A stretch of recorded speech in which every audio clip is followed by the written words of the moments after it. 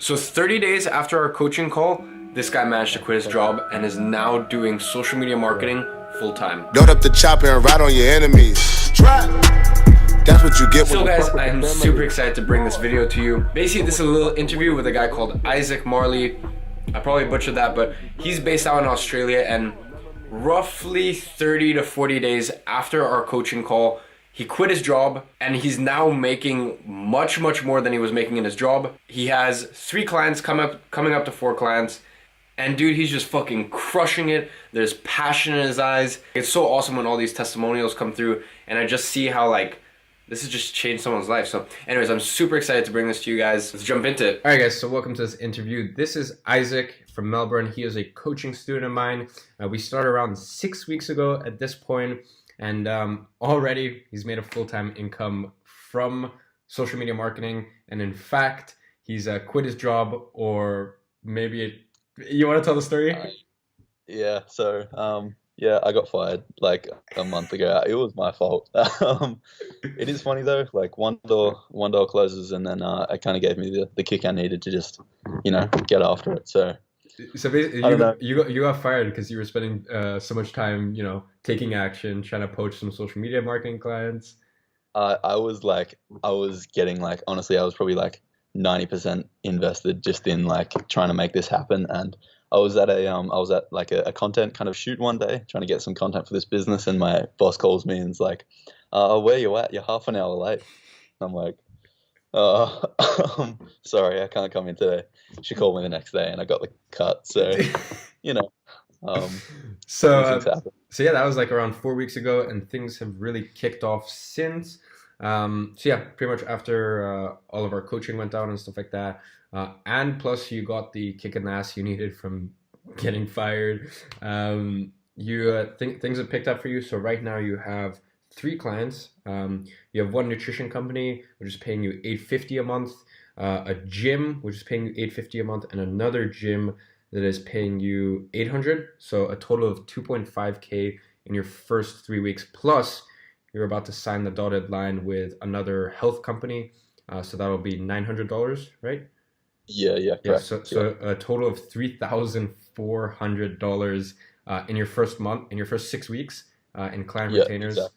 And I mean, that is so sick, especially considering it's your first 6 weeks.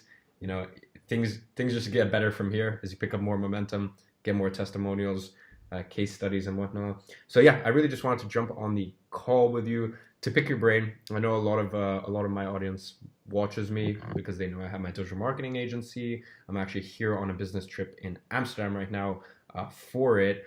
So yeah, first of all, I want to talk about niching down, picking a niche. Like you said that was kind of like a turning point for you. Yeah, so honestly, when I started, I was calling everyone from cafes, dentists, weight loss clinics, like hair salons, things honestly I had no interest in. I was kind of like, try and do marketing here, I'll try and make $1,000 or something. Like I was all over the place. And then obviously anyone that follows me kind of knows I come from like a fitness background. Always loved like fitness, health, that kind of thing. And as soon as I kind of, meshed those two things, marketing in the kind of health and fitness space, I was instantly able to build rapport with clients a lot quicker. I just knew more, knew more about it. Mm-hmm. I was instantly a lot more comfortable talking to clients, and, having passion for what you're marketing always helps. So mm-hmm. Yeah, definitely just not focusing on trying to get everyone, just kind of going, all right, this is what I'm good at, being honest with yourself, and, mm-hmm. sticking to what you kind of know, and then building from there. Yeah, I mean, it's kind of scary at first because you're kind of like, I've completely closed off so many opportunities, but in fact, you're creating more opportunities for yourself, which is very ironic coming from me, considering I don't have a niche. I just work. I can explain it to you guys more in another video. I work with really high-end clients, and I turn away like 70% of clients because for me, unless it's a fuck yeah, it's a no. But when you first start picking a niche, I think is so important. And I actually started in the fitness niche when I kind of began. My first few clients were all in the fitness space. And plus, the important thing with picking a niche. So, for example, me, one of my clients is a gym studio in London, and just knowing little nuances. So, for example, I know that in terms of Facebook ads, the two that convert the best are free week. A free week always converts the best, and second to that is 3 for 30. So either 3 weeks for $30, 3 sessions for $30, depending on is it a private studio, yoga studio, or is it just a regular gym, or 3 for free, so 3 weeks for free. Once again, all depending on sort of where they sit in the market. But just knowing little things like that and being able to show your clients that you have that knowledge, I think is so important. Yeah, 100%, 100%. Yeah, like little things like that. Like honestly, it's definitely the small kind of nuances and stuff that you can say that kind of really prove to your clients that like, oh, okay. And plus, you can name drop. Yeah, true. Yeah, exactly. One of the supplement companies I work with, like I don't want to say the name, but they're quite a well-established. But by the way, guys, the reason he doesn't want to say the name, and in many courses, for example, like my favorite one, like they'll tell you don't reveal the name because it's the easiest way for someone to poach your clients. Exactly. I know there's content creators in Melbourne that are like already hot on my tail. They're like, how did he get this? What has he done? So yeah, that client, they're quite big, right? I mean, no, exactly. That's an understatement. They're global. Yeah. So yeah, international. As I said, I went after I got that client. I went into the gym. It was in our discovery meeting that I said, well, they were like, have you worked with anyone in the fitness and kind of wellness space? And I said, yeah. Do you know this supplement company? And they're like, heck yeah, we know that supplement. I'm like, yeah, well, that's all me. That plus also all the free values and stuff. You've worked with Mike Rashid, a couple other like really big names, right? Yeah, so I worked with like Heidi Summers, Mike Rashid, Simeon Panda. So if anyone knows those names, they go straight away. They're like, holy shit, okay, he's not some kid off the, all those things do help 100%. Yeah. It's social proof. So I mean, yeah. So next thing I want to talk about is your sales process, because like people really do, people ask me like, how do I brand my marketing agency, or how do I pick a cool name or like a cool ethos? I'm like, none of that shit. Don't talk to me unless you're making at least 3K a month. Like, don't talk to me about that sort of stuff. Like, sales at the beginning is the only thing that matters. So I think you kind of realize that, and kind of run them through your sales process. Yeah, 100%. So I'm actually in a kind of community kind of business space at the moment. I'm here on a free trial, honestly. And one of my buddies that sits next to me here, we were just having a super good chat, and he was like, honestly, I've heard you've kind of told me about your sales process, and I think it sucks. So he kind of like sat me down and he goes, all right, Isaac, you need to have this smooth. So basically the whole concept is you want to build rapport. You want to identify a problem. You want to make that problem massive. You want to kind of show them why it's so big. You want to offer a solution, and then you basically want to ask for the sale. They'll probably have objections. You want to handle those objections, and then you want to offer the sale again. That's my sales process. Mm-hmm. And what you want to do is you want to learn how to have that down pat in like a formal but casual conversation. And basically at all times in that meeting, you want to know exactly where you are in that process. Mm-hmm. And kind of be, not judging, but know where your clients are with that. Because there's quite often certain objections where I know that once we've gotten to those objections, they're ready to buy. They're just kind of trying to figure out how it's going to work. Like someone's not going to ask you the question, what time are you going to come in during the month, if they're not going to buy it. They're not going to even ask you that question. Mm-hmm. So once you start hearing questions like that, you know that, okay, so they're actually just trying to figure out now the logistics of how this is going to work. Mm-hmm. So honestly, it's just really kind of understanding those conversations and just kind of going through it, mm-hmm. having it down. like look at yourself in the mirror, see if you can do it, and have the conversation. Like, you know, I'm someone that gets pretty nervous, honestly, with those kind of things, especially when I was like got fired and I needed the next job. You don't want to go in like, hey, I need your money. You don't do that. You just want to have that conversation. So, yeah, I think having that sales process down was a major key for me. Yeah. Awesome. And what you kind of went through the same sort of pain that I experienced. So for example, we actually come from super similar like backgrounds in terms of digital marketing, social media marketing. We were both like freelance content creators, well versed in making photos, videos, stuff like that. Most of, or pretty much all of my first 3-4 retainers.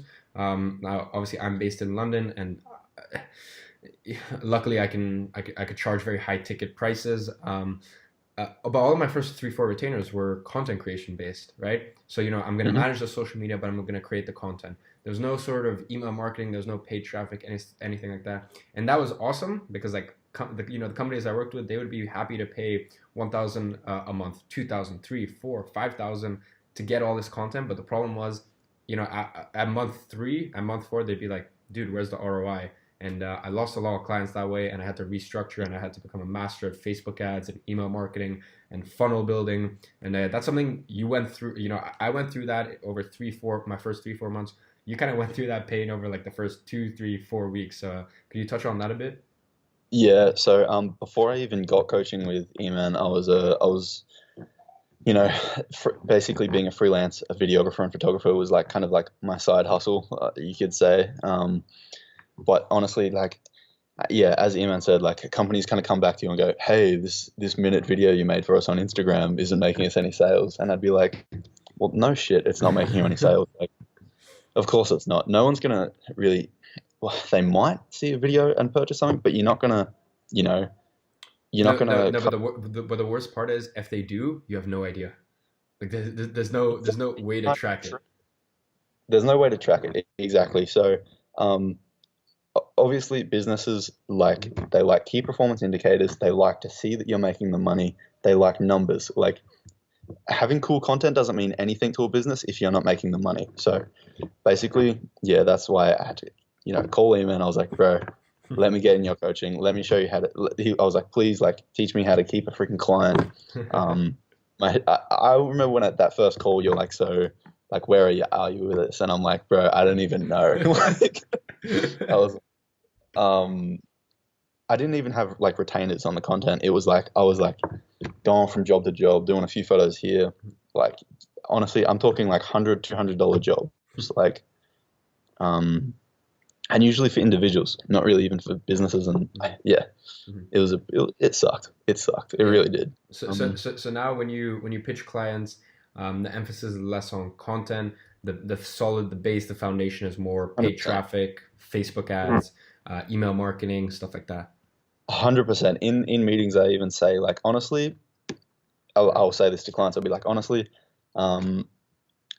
awesome content might be maybe 10 to 20% of a good digital marketing strategy. If you're not, you know, having a way to, you know, capture those leads, if you're not like getting emails, if you're not, you know, doing all these kind of things, you're basically wasting money. So, yeah, getting paid traffic and then keeping that traffic is what, you know, what you need to be doing. So. Yes. So, I mean, that's what we kind of riffed on about in terms of, and I think this really helped you with your clients, explaining the difference between traffic you can't control, traffic you control, which is all the paid form, and then trying to turn that traffic you control into traffic you own, which is the email list for them, which is their social media. Because, you know, anytime they put something out, any sort of money they make, it's pure green, it's pure profit because they have no advertising costs attached to it. 100%. Yeah, like trying to explain that to businesses as well. I'm like, once you have a big following, once you have, you know, a following that you own, basically, whatever you put out, and, you know, and businesses think they know this, but then when you kind of reiterate this to them in meetings, they're like, oh, wow, like, okay. Of course. So, yeah. Exactly. So what would you, just to kind of end off, any final notes, or what would you say to someone who's on the edge about jumping into the digital world, whether that be social media marketing for clients, running an agency, whether that be just learning paid traffic for themselves, whether that would be building a personal brand for themselves, anything digitally, anything, working from your computer, this lifestyle that we keep talking about and we keep trying to pursue. What would you say to someone who's on the edge? Heck yeah, like get into it. You're passionate about it. And you don't want to work for someone for the rest of your life and you want that flexibility. Like, of course, it is worth it. It is a viable option. People are living like it. So, there's no reason why you can't, I will say, self-education, I totally believe in it. You need to do it. You need to learn. You need to constantly be learning. But once again, like if you're not going to networking events, if you're not, making calls, if you're not actually taking the knowledge that you learn and applying it, it's nothing. It is honestly nothing. I mean, you might play around with it in your head, but I mean, what's that? That's not going to make you money. So, just get out there, like introduce yourself to some people, shake some hands, get some business cards. Honestly, go to like meetup.com. That's something that Joe Soto talks a lot about. I'm a massive fan of Joe Soto. He says, go to meetup.com, put your predominant interest as like business and go to the first networking event. Just meet some people. It's a great way to get clients as well because you're in that friendly setting. You're automatically put on like a kind of level playing field. You're not kind of pitching to someone straight away. You're just having a chat about digital marketing. It's one of the best ways that I've found. So yeah, love it. And there you go, guys. Living proof. I'm gonna try and do more of these. Hop on Skype or whatever with more of coaching students because like you're not the only one, but like here's an example of someone who literally decided like he was done working for someone. He was done with a fucking 9-to-5 lifestyle. He had the faith, and in 6 weeks, he went from working in a coffee shop, not too happy, I think, not making too much money, to sitting in his own fucking like WeWork space, surrounded by all these awesome entrepreneurs, crushing it financially, picking his own times, and learning a shit ton along the process. Dude, thank you so much for actually hopping on the call, sharing all your knowledge, everything you've learned. It really means the world. 100%, man. Iman is the man when it comes to coaching. Like I'm gonna flatter the shit out of him here, but like honestly, it's not hype. Like seriously, he's a smart kid. So if you think about it, like it's worth it. You'll learn a lot. I appreciate it, brother. All right, good talking to you, bro.